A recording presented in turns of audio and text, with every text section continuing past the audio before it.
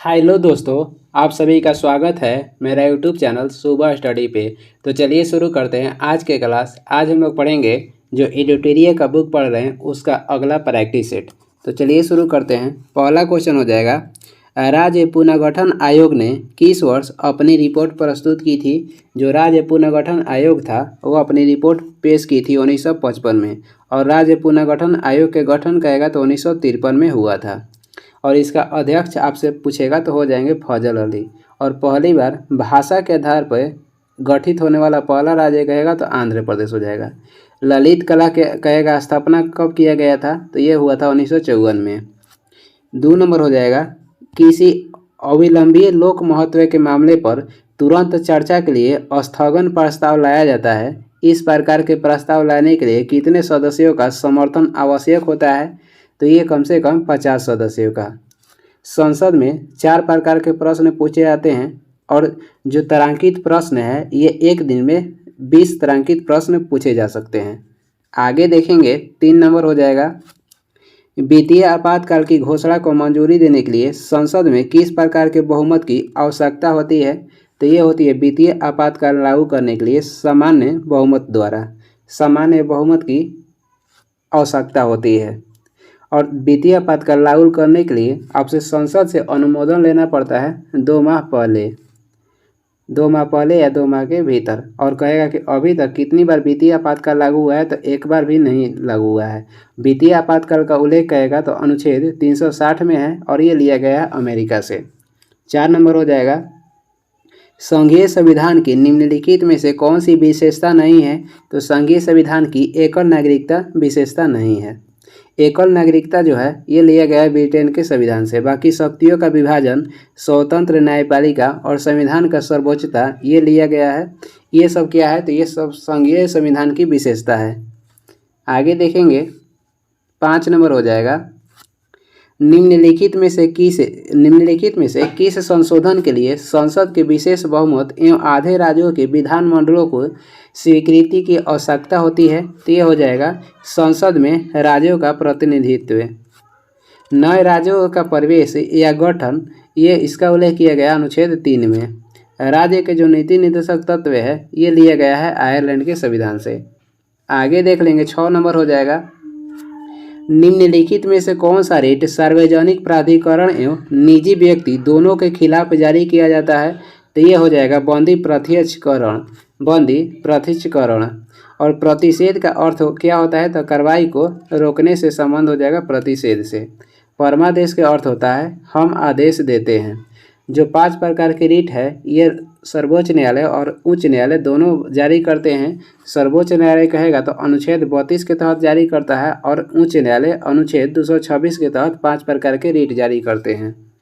7 number question हो जाएगा, भारत में पुरुषों और स्त्रियों में संपूर्ण समता का उपबंध निम्नलिखित में से किसमें किया गया है, तो ये किया गया है भारत के संविधान के अनुच्छेद 14 और 15 में। अनुच्छेद 14 में कहेगा तो इसमें समानता का अधिकार का उल्लेख किया गया है, और 15 में कहेगा तो इसमें लिंग, जाति एवं धर्म पर आधारित भेदभाव का उल्लेख किया गया है। आगे देखेंगे 8 नंबर हो जाएगा, आपातकाल के समय मूल अधिकारों का स्थगन निम्नलिखित में से किस देश के संविधान से भारतीय संविधान में ग्रहण किया गया है, तो ये ग्रहण किया गया है जर्मनी के बीमर संविधान से। जो संघीय व्यवस्था है ये लिया गया है कनाडा के संविधान से। और मौलिक अधिकार कहेगा तो संयुक्त राज्य अमेरिका से लिया गया है। गणतंत्र शब्द कहेगा तो ये लिया गया है फ्रांस से। 9 नंबर हो जाएगा, संविधान का अनुच्छेद 243 के निम्न में से किससे संबंधित है। अनुच्छेद 243 के में राज्य निर्वाचन आयोग के गठन का उल्लेख किया गया है, और राज्य वित्त आयोग का उल्लेख मिलता है 243 के आई में।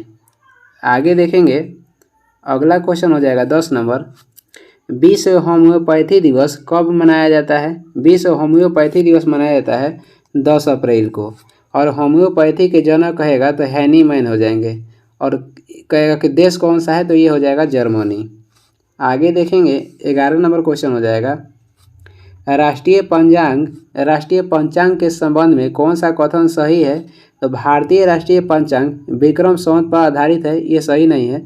भारत को जो राष्ट्रीय पंचांग है ये आधारित है शक संवत पे, जिसकी शुरुआत किए थे कनिष्क 78 ईस्वी में। और विक्रम कहेगा विक्रम संवत की स्थापना कब हुआ था, तो 58 ईसा पूर्व में हुआ था और ये किए थे विक्रमादित्य।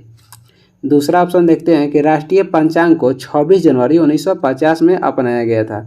ये भी सही नहीं है, राष्ट्रीय पंचांग को 22 मार्च 1957 को अपनाया गया था। तो इसमें क्या है, तो दोनों गलत हो जाएगा, न तो एक न तो सही दो। आगे देखेंगे 12 नंबर क्वेश्चन हो जाएगा। 12 नंबर है कि नोहकलिकाई जलप्रपात किस प्रदेश में है, तो ये स्थित है मेघालय में। और एलिफेंटा जलप्रपात भी मेघालय में है। खोंगजोम जलप्रपात कहेगा तो मणिपुर में है। और वनतांग जलप्रपात मिजोरम में है। और अथिरापिल्ली ये है केरल में। अथिरापिल्ली हो जाएगा जलप्रपात केरल, वनतांग हो जाएगा मिजोरम, खोंगजोम कहेगा तो मणिपुर, और एलिफेंटा जलप्रपात और नोहकलिकाई ये दोनों मेघालय में है। वंदे मातरम योजना का संबंध कहेगा किससे है, वंदे मातरम योजना का संबंध हो जाएगा गर्भवती महिलाओं से।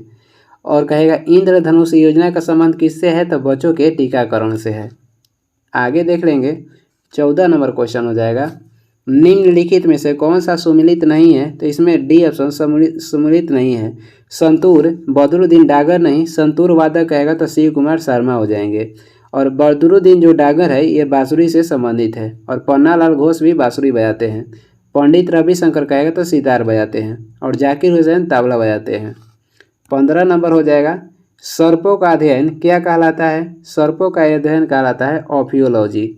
और मछली का अध्ययन किया जाता है इक्तियोलॉजी में। और छिपकली का अध्ययन कहलाता है सोरोलॉजी। और मछली का अध्ययन इक्तियोलॉजी में करते हैं। और मछली पालन का किस में कहलाता है, तो मछली पालन किया जाता है पिसीकल्चर में। अध्ययन कहेगा तो मछली का इक्तियोलॉजी में, और मछली पालन हो जाएगा पिसीकल्चर। आगे देखेंगे अगला क्वेश्चन है, भारत का पहला समुद्री संग्रहालय कहाँ खोला जाएगा, तो ये खोला जाएगा गुजरात राज्य में। और कहेगा कि सबसे लंबी तटीय राज्य वाला सबसे लंबी तट वाला राज्य कहेगा कौन सा हो जाएगा, ये सबसे लंबी तटीय राज्य तो गुजरात हो जाएगा। और सबसे छोटा तट वाला राज्य कहेगा तो ये हो जाएगा गोवा। भाषा के आधार पर गठित होने वाला पहला राज्य हो जाएगा आंध्र प्रदेश। 17 नंबर है, भवानी काबिनी जो दक्षिणी भारत की प्रमुख नदी है ये किसकी सहायक है, तो भवानी और काबिनी ये कावेरी के सहायक है। कृष्णा नदी के सहायक हो जाएगा मूसी नदी, और भूमि नदी ये कृष्णा नदी के सहायक नदी है। और गोदावरी नदी के सहायक हो जाएगा पेनगंगा और वैनगंगा। बैगई तमिलनाडु में बहती है। बैगई जो नदी है ये तमिलनाडु राज्य में बहती है। आगे देखेंगे 18 नंबर हो जाएगा। निम्नलिखित में से कौन सुमिलित नहीं है, तो इसमें जो मन्ना दरा है ये अरुणाचल प्रदेश में नहीं है। मन्ना दरा स्थित है उत्तराखंड में। और यांगयप्पा दरा ये अरुणाचल प्रदेश में स्थित है। बनिहाल दरा और जोजिला दरा हो जाएगा जम्मू कश्मीर। तुजू दरा कहेगा तो ये मणिपुर राज्य में स्थित है। और तुजू दरा भारत को म्यांमार से जोड़ता है। रोहतांग दरा कहाँ स्थित है, रोहतांग दरा कहेगा तो ये स्थित है हिमाचल प्रदेश में। 19 नंबर हो जाएगा। निम्नलिखित में से भारत का सबसे गहरा बंदरगाह कौन सा है, तो भारत की सबसे गहरा बंदरगाह हो जाएगा विशाखापत्तनम। और ये जो कंडाला बंदरगाह है ये ज्वारीय बंदरगाह है। भारत की सबसे बड़ा बंदरगाह कहेगा तो मुंबई हो जाएगा जो कि 67 द्वीप पर स्थित है। और भारत में स्थित दूसरा सबसे बड़ा बंदरगाह चेन्नई। सबसे बड़ा हो जाएगा मुंबई है, दूसरा पर हो जाएगा चेन्नई। सबसे गहरा हो जाएगा विशाखापत्तनम और ज्वारीय हो जाएगा कंडाला। 20 नंबर क्वेश्चन हो जाएगा। निम्नलिखित में से कौन सी मिट्टी कपास की खेती हेतु सर्वाधिक उपयुक्त है। कपास के खेती के लिए सर्वाधिक उपयुक्त मिट्टी कहेगा तो ये हो जाएगा काली मिट्टी, जिसका अन्य नाम कहेगा तो रेगुर मिट्टी है। वही जलोढ़ मिट्टी को कछारी मिट्टी भी कहते हैं। और ये भारत में सबसे अधिक पाई जाती है। और ये सर्वाधिक उपजाऊ मिट्टी भी है। लेटराइट मिट्टी को बंजर मिट्टी भी कहते हैं या बंजर भूमि भी कहते हैं। और लाल मिट्टी और लेटराइट मिट्टी में ये दोनों मिट्टी में आयरन की मात्रा सर्वाधिक होती है। 21 नंबर हो जाएगा। ग्लोबल वार्मिंग के लिए निम्न में से कौन सा गैस सर्वाधिक उत्तरदायी है, तो ये हो जाएगा कार्बन डाइऑक्साइड। और ग्लोबल वार्मिंग को रोकने के लिए क्योटो प्रोटोकॉल किया गया था कब, तो 1997 में। और ये जापान में हुआ था। मीथेन का अन्य नाम कहेगा तो मार्स गैस हो जाएगा। क्लोरोफ्लोरोकार्बन ये ओजोन परत को हानि पहुंचाती है। और ओजोन परत जो है ये सूर्य से निकलने वाली हानिकारक किरण पराबैंगनी किरण से हमें बचाती है। आगे देखेंगे 22 नंबर क्वेश्चन हो जाएगा। 22 नंबर देखेंगे, नोकरे के जयमंडल नीचे मेघालय की निम्न में से किस पहाड़ी का हिस्सा है? तो ये हिस्सा है गारो पहाड़ी के, और गारो पहाड़ी की सबसे ऊंची चोटी कहेगा तो नोकरेक हो जाएगा।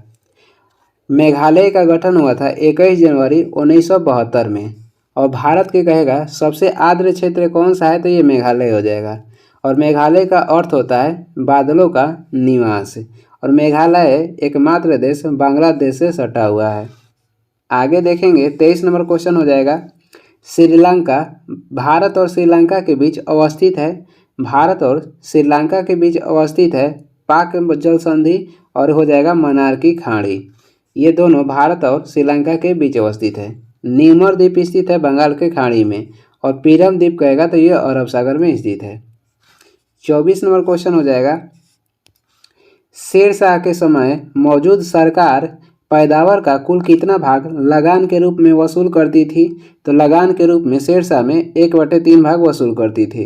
और धर्मशास्त्र में लगान के दर कितनी थी? तो 1/6, और गुप्त वंश में लगान के दर कहेगा तो 1/6 ही था। शेरशाह के समय कहेगा तो लगान की दर था 1/3, और धर्मशास्त्र और गुप्त वंश में कहेगा तो 1/6 थे। और कोरम के लिए सदस्यों की कहेगा कितने भाग आवश्यकता होता है? तो 1/10 भाग। किला ए कुहाना मस्जिद का निर्माण कहेगा किसने करवाया था? तो ये करवाए थे शेरशाह सूरी ने। पट्टा एवं कबूलियत की प्रथा जो था, पट्टा एवं कबूलियत प्रथा, इसे भी शेरशाह सूरी ने ही चालू किए थे। 25 नंबर हो जाएगा, निम्नलिखित में से किसमें 4 जुलाई 1776 को अमेरिकी स्वतंत्रता का घोषणा पत्र अंगीकृत किया गया था? तो ये किया गया था द्वितीय कॉन्टिनेंटल कांग्रेस सम्मेलन में। कह रहा है कि निम्नलिखित में से किसमें 4 जुलाई 1776 को अमेरिकी स्वतंत्रता की घोषणा का पत्र अंगीकृत किया गया था? तो ये द्वितीय कॉन्टिनेंटल कांग्रेस सम्मेलन में किया गया था। अमेरिका स्वतंत्र हुआ 1776 में, और अमेरिका का संविधान कब लागू हुआ था? तो ये हो जाएगा 1779 में, और लिखित संविधान लागू करने वाला ये पहला देश था। 26 नंबर हो जाएगा, निम्न में से दक्षिण अमेरिका का कौन सा देश स्थलरुद्ध है? तो दक्षिण अमेरिका का स्थलरुद्ध देश में कहेगा तो पैराग्वे हो जाएगा। कुल स्थलरुद्ध देशों की संख्या कहेगा विश्व में तो 44 है, और सबसे बड़ा स्थलरुद्ध देश कहेगा तो कजाकिस्तान हो जाएगा। आगे देखेंगे 27 नंबर क्वेश्चन है, मनुष्य में शर्करा का पाचन कहाँ प्रारंभ होता है? जो मनुष्य में शर्करा का पाचन प्रारंभ होता है ये होता है मुख्य गुहा में, और आमाशय से निकलने वाला जठर रस में पेप्सिन और रेनिन हार्मोन निकलते हैं। छोटी आंत का कहेगा, छोटी आंत में भोजन का अवशोषण होता है, और बड़ी आंत में कहेगा तो पानी के अवशोषण होता है। 28 नंबर हो जाएगा, मनुष्य के हृदय के किन कक्षों में अशुद्ध रक्त का परिवहन होता है? मनुष्य के हृदय में किन कक्षों में अशुद्ध रक्त का परिवहन होता है? तो दायां अनिल और दायां निलय में। दायां निलय में अशुद्ध रक्त का परिवहन होता है। और सीरा और धमनी में कहेगा तो धमनी में शुद्ध रक्त परिवहन होता है, और सीरा में कहेगा तो अशुद्ध हो जाएगा। और वही फुसफुस लगा देगा, यानी कि फुसफुस सीरा कहेगा तो इसमें शुद्ध हो जाता है, उल्टा हो जाता है, और फुसफुस धमनी कहेगा तो इसमें अशुद्ध हो जाता है। फुसफुस लगाने के बाद ये उल्टा हो जाता है। आगे देखेंगे 29 नंबर क्वेश्चन हो जाएगा, कौन सी क्रिया से ऊर्जा प्राप्त होता है? तो ये प्राप्त होता है पोषण से। प्रजनन क्या है? तो जीव द्वारा अपने जैसा जीव पैदा करना प्रजनन कहलाता है। उत्सर्जन क्या है? तो शरीर अपशिष्ट पदार्थ, उत्सर्जन के द्वारा ही शरीर जो है अपशिष्ट पदार्थ को ये बाहर निकालते हैं। पोषण मिलता है, हमें ऊर्जा मिलता है पोषण से, और प्रजनन हो जाएगा जीव द्वारा अपने जैसा जीव पैदा करना, और शरीर का जो अपशिष्ट पदार्थ बाहर निकाले जाते हैं तो ये उत्सर्जन के माध्यम से निकाले जाते हैं। 30 नंबर क्वेश्चन हो जाएगा, यूकैरियोटिक सेल में प्लाज्मा झिल्ली किससे बनी होती है? यूकैरियोटिक सेल में प्लाज्मा जो झिल्ली है ये बनी होती है फास्फोलिपिड से। और यूकैरियोटिक में केंद्रक पाया जाता है, वही प्रोकैरियोटिक में कहेगा तो इसमें केंद्रक नहीं पाया जाता है। प्रोकैरियोटिक आते हैं मोनेरा जगत के अंतर्गत, और यूकैरियोटिक आता है ये प्रोटिस्टा जगत के अंतर्गत। आगे देखेंगे अगला क्वेश्चन हो जाएगा 31 नंबर, यदि व्यक्ति को गलत समूह का रक्त दे दिया जाए तो निम्नलिखित में से क्या परिणाम होता है? तो इसमें आरबीसी का संश्लेषण हो जाता है, यानी कि किसी व्यक्ति को गलत रक्त समूह दे दिया जाएगा तो जो प्रतिरक्षा तंत्र है वो आरबीसी पर हमला कर देती है, यानी आपका ब्लड नहीं मिलेगा तो जो हमारे शरीर में प्रतिरक्षा तंत्र हैं वो क्या करेगी, तो हमला कर देगी। आगे देखेंगे 32 नंबर हो जाएगा, मधुमक्खी के डंक मारने पर निम्न में से किस पदार्थ के उपयोग से आराम मिलता है। तो मधुमक्खी जब डंक मारेगी तो कौन सा पदार्थ लगेगा तो आपको आराम मिलेगा, तो बेकिंग सोडा। बेकिंग सोडा को खाने वाला सोडा कहते हैं और इसका सूत्र होता है NaHCO3, सोडियम बाइकार्बोनेट। और साधारण नमक कहा जाता है सोडियम क्लोराइड को। चींटी के डंक में कौन सा अम्ल पाया जाता है, तो फार्मिक अम्ल। और सिरका में कहेगा कौन सा अम्ल पाया जाता है, तो एसेटिक अम्ल। 33 नंबर हो जाएगा, दो सेलों से बनी बैटरी में क्या होता है, तो एक सेल का धनात्मक सिरे दूसरे सेल के ऋणात्मक सिरे से जुड़ा रहता है और जो बैटरी है यह रासायनिक ऊर्जा को विद्युत ऊर्जा में परिवर्तित करता है। 34 नंबर क्वेश्चन हो जाएगा, तेल एवं जल के मिश्रण से उसके अवयव को निम्नलिखित में से किस विधि द्वारा अलग किया जाता है, तो ये किया जाता है निथारना विधि से। तेल एवं जल के मिश्रण से उसके अवयव को निम्नलिखित में से किस विधि द्वारा अलग किया जाता है, तो निथारना विधि से। रवाकरण क्या है, तो ये अकार्बनिक ठोस होता है उसका मिश्रण को अलग किया जाता है रवाकरण के द्वारा, और अकार्बनिक ठोस के मिश्रण को अलग किया जाता है रवाकरण के माध्यम से। 35 नंबर हो जाएगा, दूध से दही बनना किस प्रकार के परिवर्तन की श्रेणी में आता है, तो दूध से दही बनना ये अनुत्क्रमणीय परिवर्तन के श्रेणी में आता है। और दूध से दही बना यह कौन सा परिवर्तन है, तो ये रासायनिक परिवर्तन है। आगे देखेंगे 36 नंबर हो जाएगा, प्रतिबल का एसआई मात्रक क्या होता है, तो प्रतिबल का एसआई मात्रक हो जाएगा न्यूटन पर मीटर स्क्वायर। और वही पृष्ठ तनाव का एसआई मात्रक क्या होता है, तो न्यूटन पर मीटर होता है। आवेग का एसआई मात्रक हो जाएगा न्यूटन सेकेंड। 37 नंबर क्वेश्चन है, निम्नांकित में प्राकृतिक सूचक कौन सा है, तो ये हो जाएगा उपयुक्त में से सभी, हल्दी का रस, लिटमस और चाइना गुलाब। लाइकेन को वायु प्रदूषण के सूचक के रूप में यूज करते हैं। आगे देखेंगे 38 नंबर हो जाएगा, मिट्टी के अपमार्जक कौन होता है, तो मिट्टी के अपमार्जक होते हैं जीवाणु। मिट्टी के अपमार्जक कहेगा कौन सा हो जाएगा, तो ये हो जाएगा जीवाणु। जीवाणु क्या होता है, ये सबसे छोटा कोशिकीय जीव होता है। जीवाणु क्या होता है, तो सबसे छोटा कोशिकीय जीव होता है। और विश्व के सूक्ष्मतम जीवाणु कहेगा, सूक्ष्मतम कहेगा कौन सा जीव होता है, तो विषाणु। विश्व के सबसे सूक्ष्मतम जीव हो जाएगा विषाणु और कोशिकीय जीव में सबसे छोटा होता है जीवाणु। जीवाणु के खोज किए थे कौन, तो लीमेनहॉक 1676 में, और विषाणु के खोज किए थे यूनास्की 1892 में। शैवाल और कवक ये लाइकेन के सहजीवी है। शैवाल और कवक किसके सहजीवी है, तो लाइकेन के। 39 नंबर हो जाएगा, निम्नलिखित में से किसने अपने पुस्तक में चंद्रगुप्त मौर्य का विशिष्ट वर्णन किया है, तो ये किए हैं मेगास्थनीज। और कौन से पुस्तक में, तो इंडिका में। मुद्रा राक्षस पुस्तक के लेखक कौन हो जाएंगे, तो विशाख दत्त। और अर्थशास्त्र पुस्तक के लेखक हो जाएंगे विष्णुगुप्त। और अर्थशास्त्र के पिता कहेगा तो एडम स्मिथ होते हैं, वही पुस्तक के लेखक विष्णुगुप्त हो जाएंगे, जिनका अन्य नाम चाणक्य भी है। मृक्ष कटिकम के लेखक हो जाएंगे शूद्रक। आगे देखेंगे 40 नंबर क्वेश्चन हो जाएगा, सिंधु घाटी सभ्यता का वह स्थल जो घग्गर नदी के किनारे बसा है कौन सा है, तो ये हो जाएगा कालीबांगा। कालीबांगा स्थित है राजस्थान में घग्गर नदी के किनारे। रोपड़ कहाँ है, तो ये पंजाब में है सतलज नदी के किनारे। और बनवाली कहाँ स्थित है, तो हरियाणा में, और ये रंगोई नदी के किनारे है। आलमगीरपुर कहेगा तो ये हिंडन नदी के किनारे उत्तर प्रदेश में स्थित है।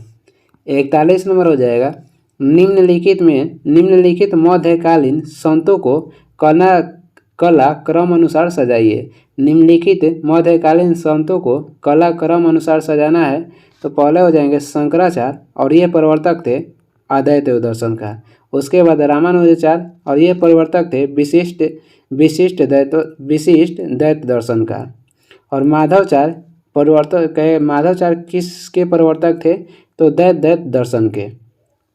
बल्लभाचार्य प्रवर्तक थे शुद्ध द्वैत दर्शन का। शंकराचार्य हो जाएंगे अद्वैत दर्शन का, रामानुजाचार्य हो जाएंगे विशिष्ट दर्शन के, माधवाचार्य प्रवर्तक हो जाएंगे द्वैत दर्शन के, और बल्लभाचार्य कहेगा तो शुद्ध द्वैतवाद दर्शन के प्रवर्तक थे। या बल्लभाचार्य कहेगा तो पुष्टि मार्ग के भी प्रवर्तक थे। आगे देखेंगे 42 नंबर क्वेश्चन है, निम्नलिखित में से कौन सा युग्म सुमिलित है? तो इसमें लॉर्ड हेस्टिंगस सुमिलित है। लॉर्ड हेस्टिंगस का संबंध हो जाएगा पिंडारियों का दमन से। लॉर्ड कॉर्नवालिस ने 1793 में अस्थायी बंदोबस्त लागू किए थे, कहाँ पे? तो पश्चिम बंगाल में। और प्रेस पर प्रतिबंध किसने लगाया था? तो ये लॉर्ड लिटन लागू किए थे, वर्नाक्यूलर प्रेस एक्ट 1878 में। लॉर्ड एलनबरो का संबंध कहेगा तो दास प्रथा के अंत से है और ये किए थे 1843 में। लॉर्ड डलहौजी का संबंध हो जाएगा। लॉर्ड डलहौजी ने सार्वजनिक निर्माण विभाग की स्थापना किए थे। और पहली बार मदरसा की स्थापना किसने किया था? तो वारेन हेस्टिंगस ने पहली बार मदरसा का स्थापना किए थे, वारेन हेस्टिंगस। अब से देखते हैं लॉर्ड कॉर्नवालिस जो थे, इन्होंने बंगाल में अस्थायी बंदोबस्त लागू किए थे 1793 में। प्रेस पर प्रतिबंध लागू किया कौन? तो ये लागू किए थे लॉर्ड लिटन ने। कब? तो 1878 में वर्नाक्यूलर प्रेस एक्ट लागू किए थे। लॉर्ड हेस्टिंगस का संबंध हो जाएगा पिंडारियों का दमन से। और लॉर्ड एलनबरो का संबंध हो जाएगा दास प्रथा अंत किए थे 1843 में।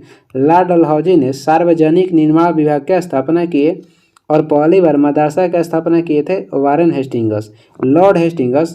लॉर्ड जो हेस्टिंगस है और वारेन हेस्टिंगस ये दोनों अलग अलग हैं। लॉर्ड हेस्टिंगस का संबंध हो जाएगा पिंडारियों का दमन से और वारेन हेस्टिंगस का संबंध हो जाएगा, इन्होंने सुरक्षा प्रकोष्ठ की नीति अपनाए थे। यह पहली बार मदरसा की स्थापना भी किए थे। आगे देखेंगे 43 नंबर हो जाएगा। महारानी लक्ष्मीबाई ने 1857 की क्रांति में महत्वपूर्ण भूमिका निभाई थी। इनका जन्म कहाँ हुआ था? तो इनका जन्म जो हुआ था वाराणसी में हुआ था। और इनका समाधि कहाँ पे है? तो ग्वालियर मध्य प्रदेश में। 44 नंबर हो जाएगा। एज ऑफ कंसेंट एक्ट में लड़कियों के लिए विवाह की आयु कितनी निर्धारित की गई थी? तो पहले 10 वर्ष था, उसके बाद बढ़ाकर 12 वर्ष कर दिया गया था। और जो सरदा एक्ट है इसका भी संबंध हो जाएगा बाल विवाह से। और इसमें कहेगा कि महिला के उम्र सीमा विवाह की कितनी रखी गई थी? तो 14 वर्ष। और लड़का कहेगा तो 18 वर्ष। ये था सरदा एक्ट में। आगे देखेंगे 45 नंबर हो जाएगा। दक्कन कृषक राहत अधिनियम पारित किया गया। तो ये पारित किया गया था 1879 ईस्वी में। 1867-68 में पहली बार दादा भाई नौरोजी ने धन निष्कासन के सिद्धांत दिए थे। 1885 में कांग्रेस का गठन किए थे ए.यू. होम ने। 46 नंबर हो जाएगा। निम्नलिखित में से किसके संस्थापक भगत सिंह नहीं थे? तो इसमें जो इंडियन रिपब्लिक आर्मी है इसका संस्थापक भगत सिंह नहीं है। बाकी देखते हैं हिंदुस्तान सोशलिस्ट रिपब्लिक एसोसिएशन के गठन किए थे भगत सिंह और चंद्रशेखर आज़ाद मिल के। कब? तो 1928 में। और ये हुआ था दिल्ली के फिरोज शाह कोटला मैदान में। भगत सिंह ने नौजवान सभा की स्थापना कब किया था? भारत नौजवान सभा की स्थापना भगत सिंह ने 1926 में किए थे। आगे देखेंगे 47 नंबर हो जाएगा। एस्ट्रोजन किसके द्वारा स्त्रावित होता है? एस्ट्रोजन स्त्रावित होता है अंडाशय के द्वारा। और जो थायरॉक्सिन हार्मोन है ये स्त्रावित होता है थायराइड ग्रंथि से। और लैंगरहैंस की दीपिका से इंसुलिन निकलता है। 48 नंबर हो जाएगा। प्रसिद्ध पर्वत पिंडसर किस भारतीय राज्य में स्थित है? पिंडसर पर्वत स्थित है उत्तराखंड में। और नामचा बरवा पर्वत असम में है। और मेरी पर्वत कहेगा तो अरुणाचल प्रदेश में है। आगे देखेंगे 49 नंबर हो जाएगा। जीएसटी की विभिन्न दरों के संदर्भ में अंतिम निर्णय लेने का अधिकार किसे प्राप्त है? तो जीएसटी के विभिन्न दरों के संदर्भ में अंतिम निर्णय लेता है जीएसटी परिषद। और पहली बार जीएसटी लागू किया गया था फ्रांस में 1954 में। और भारत जीएसटी लागू करने वाला कौन सा देश है? तो 161वां। और पहली बार भारत के किस राज्य में जीएसटी लागू किया गया था? तो असम 1 जुलाई 2017 में। और भारत में जो जीएसटी है ये किस देश के मॉडल पर आधारित है? तो कनाडा के मॉडल पर आधारित है। 50 नंबर हो जाएगा। निम्नलिखित ईंधनों में से कौन सा न्यूनतम पर्यावरणीय प्रदूषण उत्पन्न करता है?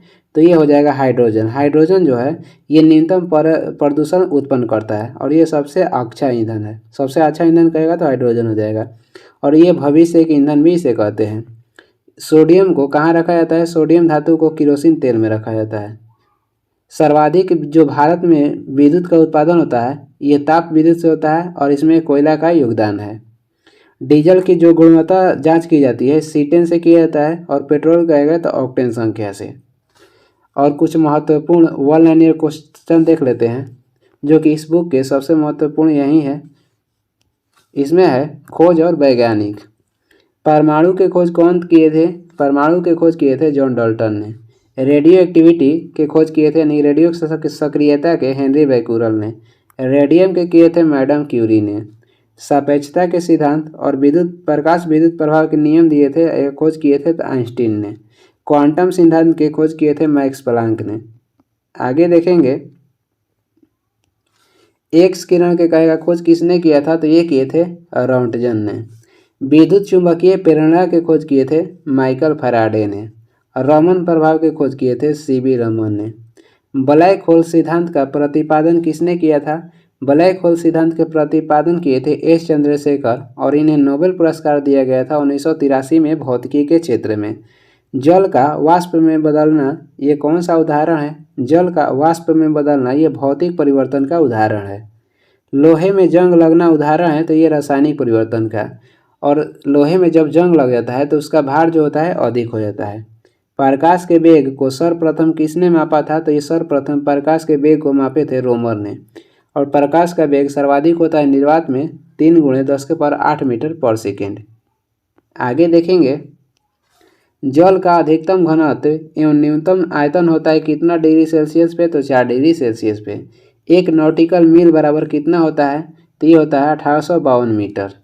साबुन के बुलबुले की रंगीन दिखाई पड़ने का कारण क्या है? तो ये हो जाएगा व्यक्तीकरण। पदार्थ का लघुत्तम अंश कौन सा होता है? पदार्थ का लघुत्तम अंश हो जाएगा क्वार्क। 1 प्रकाश वर्ष बराबर होता है 9.46 × 10⁻15 मीटर। एवोगाड्रो संख्या का मान कितना होता है? 6.023 × 10⁻23।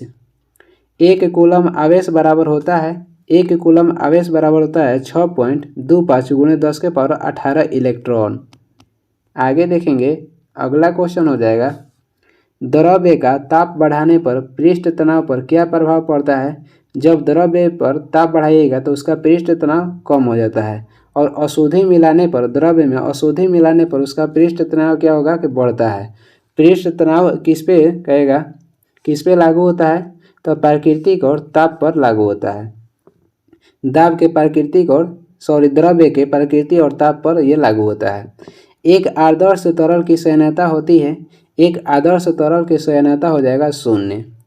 ताप बढ़ने पर द्रव्य की सयनता पर क्या प्रभाव पड़ता है? जब ताप बढ़ाइएगा द्रव्य के तो उसकी सयनता घटेगी और गैस की तुलना में द्रव्य में सयनता अधिक होती है। गैस की तुलना में द्रव्य में सयनता अधिक होती है और द्रव्य की ताप बढ़ाने पर उसकी सयनता क्या होगी? तो घट जाएगी। ताप बढ़ाने पर गैस की सयनता पर क्या प्रभाव पड़ेगा? तो बढ़ जाता है। ताप बढ़ाने पर गैस की सयनता बढ़ेगी जबकि द्रव्य की सयनता घटता है। किस विधि में ऊष्मा की हानि सबसे तेज गति से होता है? तो सबसे तेज गति से ऊष्मा की हानि होती है संवहन विधि में। और वायुमंडल गर्म होता है या केतली जो गर्म होता है ये संवहन विधि से ही गर्म होता है और इसमें ऊष्मा का सर्वाधिक हानि होता है। बर्फ में नमक मिलाने पर उसके गलनांक पर क्या प्रभाव पड़ता है? तो उसका गलनांक घटता है। तारों के टिमटिमाने का कारण क्या है? तो अपवर्तन। और सुबोध्य के पहले दिखाई देने वाले ललिमा यानी कि सूर्य उगने से कुछ देर पहले ही जो ललिमा दिखाई देते हैं इसका कारण हो जाएगा अपवर्तन। और सूर्य उगते या डूबते समय जो लाल दिखाई देता है ये हो जाएगा प्रकीर्णन। पहले कहेगा तो अपवर्तन और डूबते और उगते समय लाल दिखाई देगा तो प्रकीर्णन हो जाएगा। ये इस वीडियो का लास्ट क्वेश्चन था। वीडियो को लास्ट तक देखने के लिए धन्यवाद। वीडियो पसंद आ रहा है तो लाइक कर दीजिएगा और चैनल पर नए हैं तो सब्सक्राइब भी कर दीजिएगा। कुछ सुझाव एवं सलाह देना है तो कमेंट करके ज़रूर बताएं और इसका PDF चाहिए तो डिस्क्रिप्शन में टेलीग्राम के लिंक है वहां से डाउनलोड कर लीजिए या टेलीग्राम पर सर्च भी कर सकते हैं सुबह स्टडी। Thank you.